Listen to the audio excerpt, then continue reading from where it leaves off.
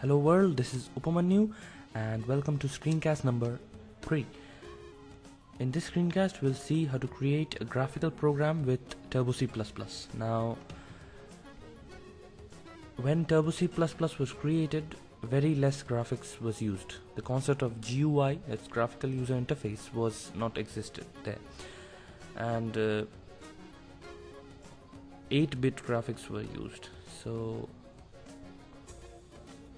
basically we can't build very much of graphics in C++, but still what we can is pretty amazing. So this screencast will see how to create a pixel program. So basically this program will just put a dot, a pixel in the middle of the screen. I mean, whatever coordinates are specified of the dot can be of any color. Okay, so this is basically what we are going to create. So let's fire up C++, Turbo C++. Okay, as you all know, Turbo C++ doesn't run full screen mode in Windows 7, but the graphical programs for C++ need the full screen mode. So options are there. You can use DOSBox, a free program, run C++ in full screen mode, or else you can start your computer in safe mode and then C++ will run perfectly fine in full screen. Okay, safe mode is the better option as per me, but as it had some recording glitches, I couldn't record in safe mode, but more or less I will use DOSBox. Okay, so let's create a new file. So in this we are not going to use IOStream. We're going to use the Conio and the graphics.h. Okay.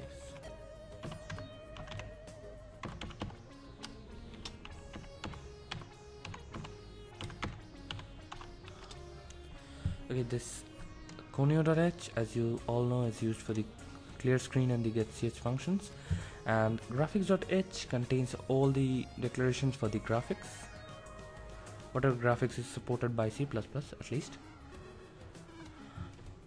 So next we start by void main. This is a very simple program. It will hardly take us 5 minutes to write the program. Okay, the program starts. Now we will first clear the screen. Okay, next we'll initialize the driver value.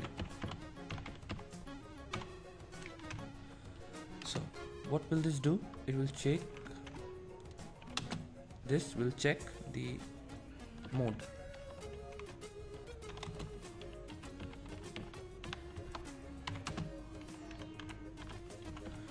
It will check the mode, that is whether the monitor is in full screen mode, whether it is in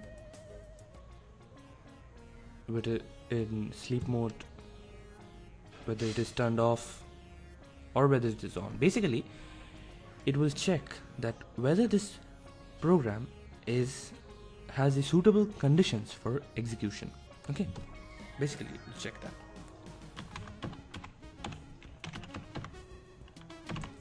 Now we'll initiate the graph because we will plot that point in a certain coordinate. It will have x coordinate, it will have a y coordinate. So for that we need a graph. Okay, so and driver, that is the logical address where the driver is stored, and the mode, driver and the mode. If their logical address are in true position, then it will have this directory called the ctc bgr.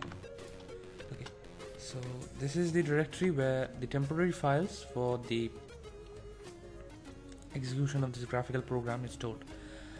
Now, why the 2 slashes are used? Now, backslash, as we all know, is used as an escape sequence. So backslash, if we enter only one backslash, then it will be treated as an escape sequence and not a directory path. So we have to enter 2 backslashes to ensure that it is treated as a directory path. Okay, now after terminating the statement, we will put the pixel. Okay, put pixel 300, 200. This is the x coordinate, this is the y coordinate, and the color, we have to specify the color. It's white.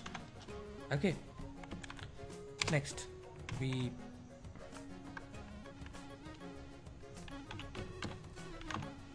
put the function getSH that will wait for the user to press any key, and as soon as the user presses the key, it will get out of the program, it will quit, the program will quit. And next, last thing,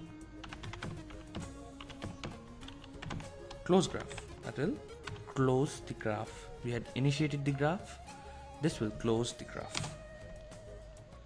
So that's the end of the program.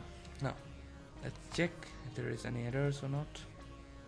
Okay, there are no errors. So let's save it,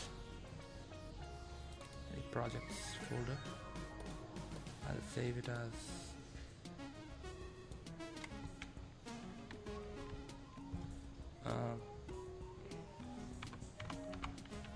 pixel dot cpp. Okay, pixel.cpp. Now let me compile it. Now we'll say compile and make. So the pixel.exe is made. Now we will see that whether it is running properly or not. Okay, for that I open up DOS box again. Okay, mount C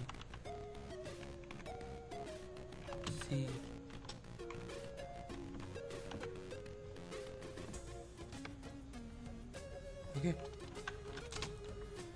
then pixel.